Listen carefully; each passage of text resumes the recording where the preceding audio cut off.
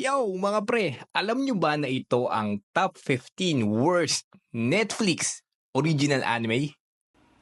Dito ang Knights of the Zodiac, Saint Seiya. Meron din naman yung Yasuke. Sayang to. Jujin Ito, Maniac, Japanese Tales of the Macabre. Ito, malaking letdown din to eh. Kegaster of an Insect Cage. Sayang. Fate Extra Last Encore. Hindi siya nag-live to expectation. Cannon Buster, Dragon's Dogma, Onimusha, Japan Sync, Lookism, sobrang hype nito, sayang. Record of Ragnarok, isa pa to. Bastard Heavy Metal Dark Fantasy. Title pa lang, alam mong hindi na maganda. High Rise Invasion, isa pa tong sayang na anime.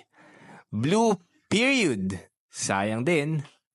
At ang huli ay yung The Way of the House Husband. Ito yung mga top 15 no Netflix worst anime ngayong taon.